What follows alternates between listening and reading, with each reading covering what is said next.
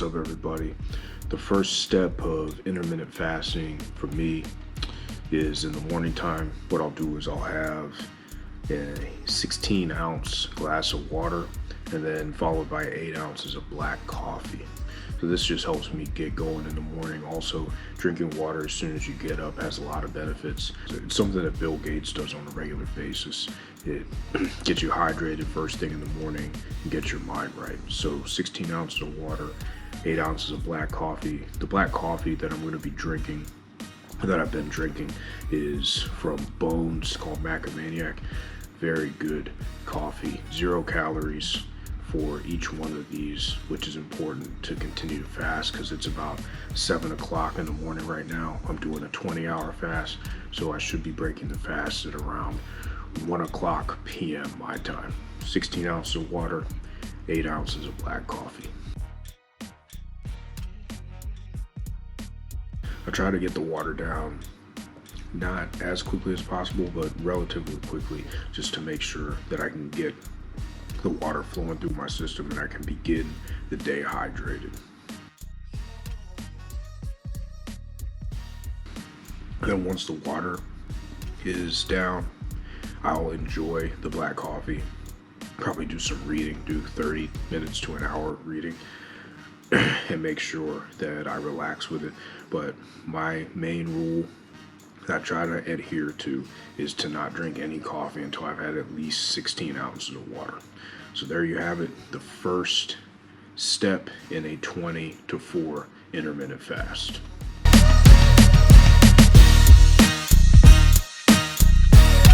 Hey, what's up? So it's about 8:44. Yeah, 8:44 in the morning. Normally what I'll do on a weekend or any day where I don't have to do any work is I'll go on a walk, probably about a 4,000 or 5,000 step walk. Normally takes about 30 minutes or so. The purpose is to just get outside and also to burn calories, but also with intermittent fasting, walking helps because it can get you out of the environment where all your food is. So it takes your mind off of it. And honestly, walking is just a great exercise. It doesn't burn as many calories, obviously, as jumping rope, but it gets you outside. It's low effort, and especially if you can find some hills, you can get out here, walk around, get some steps in. I normally will take my jump rope and work on some different side swing moves. And also there's some killer birds in this neighborhood that like to swoop down and bother me, so the jump rope helps to ward them off, believe it or not. So I think that adding a 30 to 45 minute walk, maybe 1 or 2 a day, is definitely something you should consider. It's something that I do to both get some exercise and to help ensure that I stay on my intermittent fasting schedule. All right, so I'm going to do this walk and I'll get back with you later on in the day.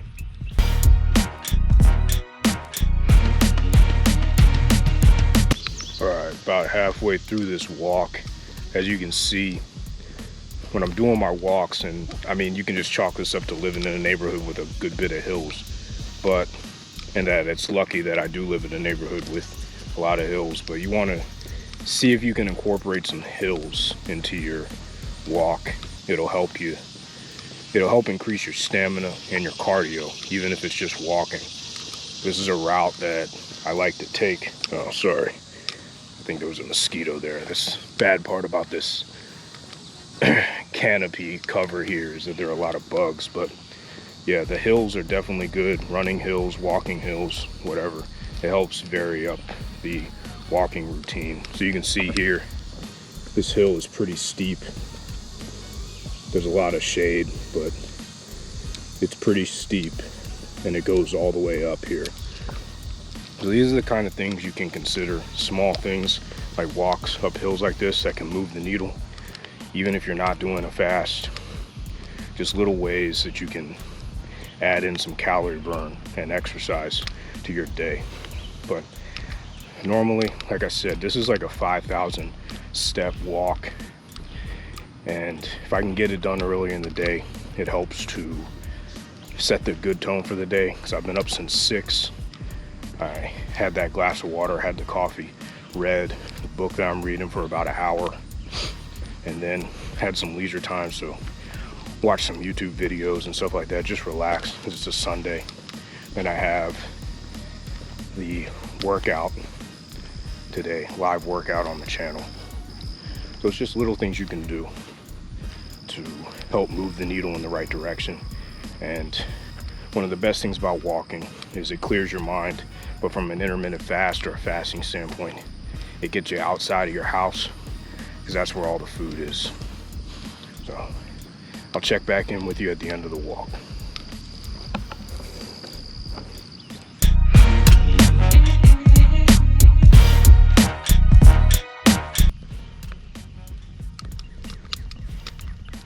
All right, this is the second hill coming back on the second half of this walk. So getting the hills in, as I said, is a very good idea for any kind of exercise, whether you're walking or running. But so I've been fasting since last night at, I think it was like 5:30 is when I stopped eating. I've been finding that stopping eating earlier in the day, maybe around 5 or 6 p.m. works pretty well, because then you don't have to wait too long the next day.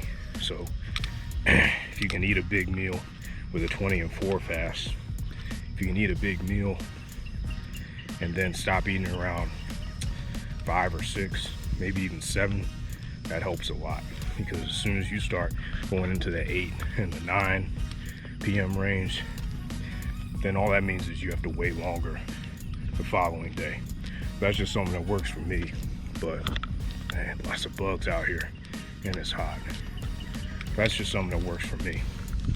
But I started doing the 20 and 4, I think it's been about a year now, and I find it to be a lot more helpful, just because it's only one meal a day. You don't have to worry about doing much, and my body's just gotten used to it at this point. So what I'll do is I'll check back in with you at the end of this walk.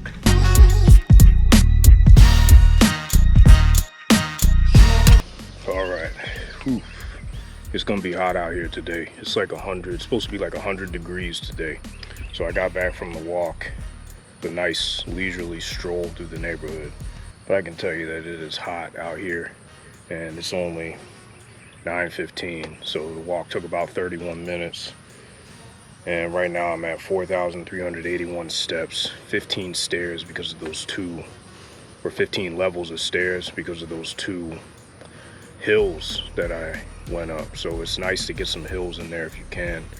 But yeah, that's the 20 and 4 walking routine that I try to get in at least one of those per day, or I might do a shorter one around the neighborhood of like 1,000 or 2,000 steps multiple times per day, especially since COVID-19, where I've been doing class online and I haven't had to report to an actual office in a long time, since probably March or so, and it's July 2020 right now. That's a little bit of an insight in there into the walk that I like to do, because it starts the day off right. I already have 35 active minutes out of 30 at the minimum. Still have a workout to do today. So thanks for continuing to check out the video. I'll check back in with you later on today. Peace.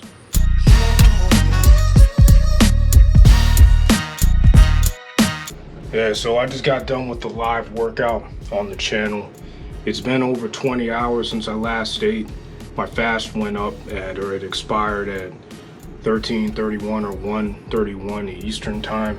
Right now it's 1:53. So what I did on purpose was I planned my workout around the same time that my fast would end, so that way I kept my mind engaged. And it's pretty difficult once you start working out to go and leave the workout and get something to eat. So what I'm gonna do now is take a quick shower and then eat my first meal of the day, which will be a small meal mainly comprised of fats and proteins with just a little bit of carbohydrates. So I'll see you then.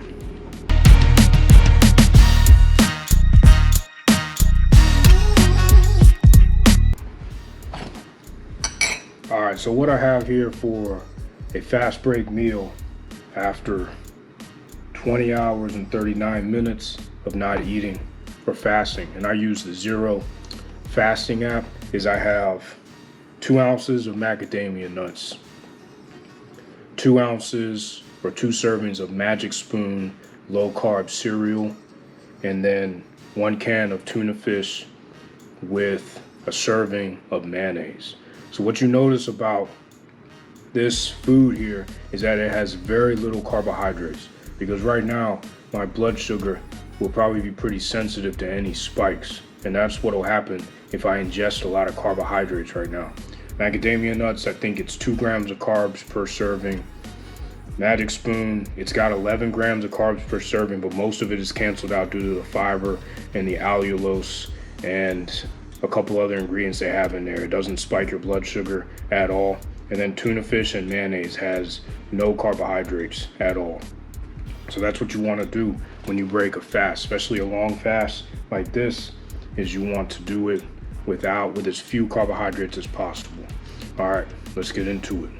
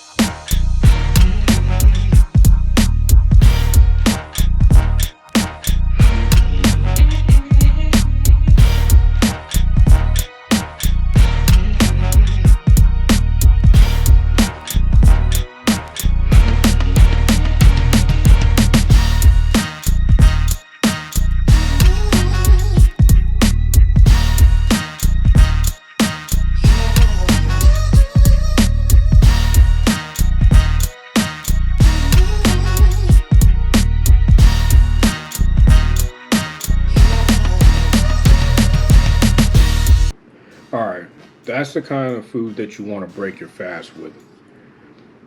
Excuse me. Very low carb, high protein, or high fat, and moderate to high protein. You get your protein from the tuna fish and from the cereal that has a lot of protein in it. And you get the fat from the cereal, the mayonnaise, and the tuna, and the macadamia nuts. The macadamia nuts have a lot of good, healthy fats in them, and that's why I eat the macadamia nuts, because they're very low in carbs. I think it's 2 grams of net carbs per serving, and they taste really good, and they're loaded down with really good fats.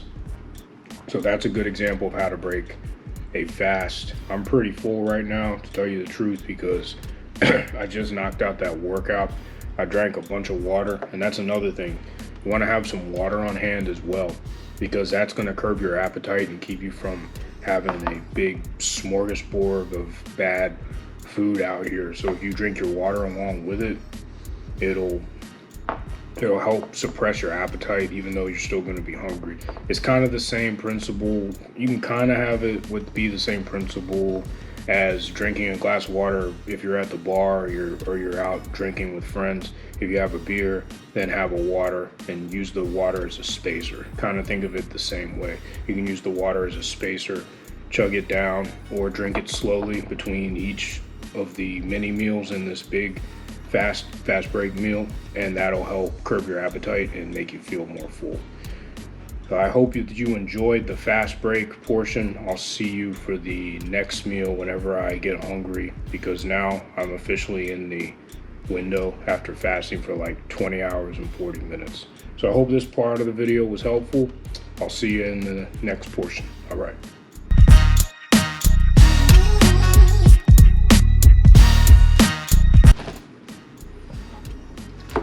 All right, this is meal number 2, and this is where I typically will get into eating some carbohydrates. What I have for meal 2 is I have a Quest bar with very few net carbs. I think it's 5 net carbs, but still good bit of carbs, mainly because there's a lot of fiber, and there's 7 grams of fiber in here. So I try to get a good bit of fiber. And also there's a good bit of protein in there as well. A 1 bar. These are pretty good. They're kind of like Quest. They only have 1 gram of sugar, 24 grams of carbs, but 8 grams of fiber. So 1 bar, and then a bowl of oatmeal. Now this oatmeal is where you get a lot of the sugar from. It's oatmeal, 2 packs of instant oatmeal, and there's 1 ounce of mixed nuts, so almonds, peanuts, cashews, and I think there's some, I can't remember the other one, but it's mainly almonds, peanuts, and cashews. And then 1 serving of honey, so it's 22 grams of honey, which is going to be around 60 calories or so, and about 16 grams of sugar. I try to use honey as much as possible if I want to have something sweet. I don't like to use refined white sugar. So that's just a trick of the trade that I use. And normally I'll use pecans in the oatmeal, but I don't have any, so I just used what I had available instead of having to go out to the store because it is really hot outside. Most important thing before getting into this is you want to make sure that you have this kind of oatmeal here. You don't want any oatmeal with added sugar. This oatmeal it's plain oatmeal. That's why I use the honey to sweeten it. There's no sugar at all. 0 grams of sugar, 3 grams of fiber, 19 grams of carbohydrates. If you're getting the apple cinnamon or the maple brown sugar or any of the flavored stuff, that all has added sugar in it, and it's a lot worse for you than eating plain oatmeal with honey. So that's just a trick right there to make sure that you understand with oatmeal. Oatmeal can be dangerous. It's got to be the original oatmeal with no sugar added if you want to make gains and if you want to avoid gaining weight.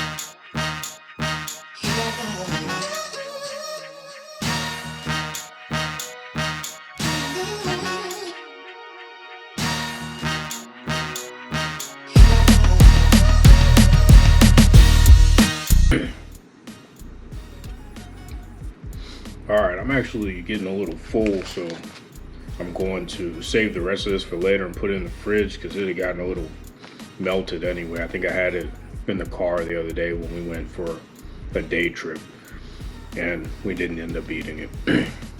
But that just goes to show you, whenever you compress your eating window down to 4 or 5 hours after you haven't eaten for 20 hours, your stomach starts to shrink, so it's tough to have much of an appetite anyway, especially with that first meal with the macadamia nuts, the cinnamon magic spoon, and the tuna fish. I mean, those are all pretty filling food items, and with the water as well. And I didn't have a cup of water here. I probably should have. I'm gonna drink a cup of water after this. Try to have a cup of water with you whenever you do that. But that's really not too much food, and then I'm already full, and I probably should eat again before I go to sleep tonight so that I'm staying relatively near where the amount of calories I burn, because I burn almost 2,200 calories right now, and it's about 4:45 p.m. But yeah, just 2 packs of instant oatmeal, and then the nuts, so the mixed nuts, so it's almonds, cashews, and peanuts to add some fat and some protein in there to kind of balance out the carbohydrates. And then there's the honey, which is the indulgence, the 60 calories worth of honey, which is 16 grams of sugar, and then the bar, Quest bar, and then half of the 1 bar. So you can have carbohydrates and sugar as long as you just keep it to a minimum and you're cognizant of how much you are consuming. So I hope you enjoyed that portion of the video. I'll see you later.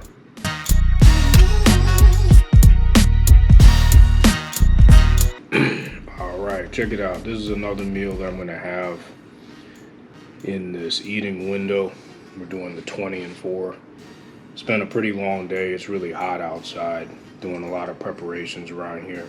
But what I have is a serving of pork rinds, a half serving of these Parmesan cheese wisps that are really good, low carb. I have the drink that I made a YouTube video about. It's the Deer Park seltzer water with the apple cider vinegar. And then I have Ezekiel bread with cream cheese. I mean, the cream cheese is pretty low carb. Ezekiel bread's not low carb, but it's a complex carb. It's a lot of fiber in Ezekiel bread. Then I have Ezekiel bread with 2 slices of Munster cheese. So a little bit of carbs, protein, and fat, pretty well balanced. But Ezekiel bread is one of my go-tos.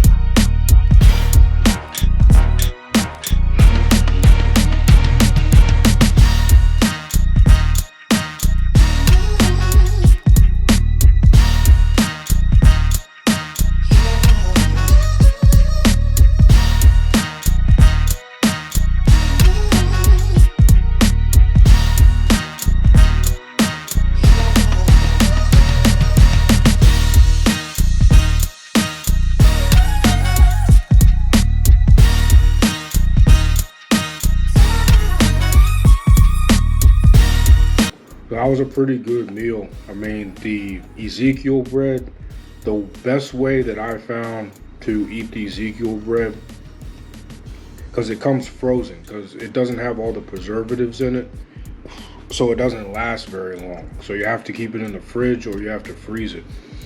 The way I found to get the best texture and the best chewiness out of it, which is what I was able to get with that cheese sandwich. I toasted the ones with the cream cheese a little too long, but it still tasted good. With a sandwich, you want to toast it, I think on the medium setting, so it gets just the right amount of chewiness. And then having 2 slices of cheese. I haven't tried that before, but that was a good look. So that's a good meal. I mean, you do have some carbohydrates there. Obviously, the Ezekiel bread has a good bit of carbohydrates in it, but it's not like eating a piece of white bread that's made with flour. That Ezekiel bread's not made with flour. It's made by sprouted grain. So it's a lot better for you. It's got a lot of fiber in it, so it's more of a complex carb, and it's going to digest a little bit more slowly than a piece of white bread would. So I try not to eat white bread at all, unless I'm out at a restaurant or something and we get pizza or a hamburger or something. It's something that's restricted and limited for occasions. I definitely don't bring white bread into the house. The only bread that I've been bringing into the house is that Ezekiel bread. That's it. Or any kind of Ezekiel products. We used to be able to get the English muffins, the Ezekiel English muffins, but we haven't been able to find them at the store recently. So we just eat the bread, and it's good. Now, cream cheese is another good thing to do with it. I mean, cream cheese has very few carbohydrates in it. Just make sure you're getting the regular cream cheese, not the one with all the added sugar, like the honey stuff like that. Anything that says honey roasted or honey added or something, it's going to have a lot of added sugar, and it's probably refined sugar too. And then pork rinds, they're also known as chicharrones or chicharrones. I can't remember how to pronounce it. It's fried pork skin, but it has no carbohydrates, and it's a good source of protein. I think it's like 8 grams of protein for every serving. A serving's a half ounce, and a serving's a lot of pork rinds because they're very light, so a lot comes in a serving. And it's relatively low calorie too. I mean, for I think a half ounce, normally it's not going to be any more than around 70, 80, 90 calories, so it's not too bad. And then those Parmesan wisps, those are really good low carb option as well. You can get those. I think we got those at Publix. We found them at Food Lion. I'm pretty sure that any store will carry it, and you can get them on Amazon as well. That's a really good low carb, high protein, high fat snack that you can have. And then I've done a video on this already. Great drink, apple cider vinegar plus flavored seltzer water. All right, I'll catch you in the next segment. Thanks a lot.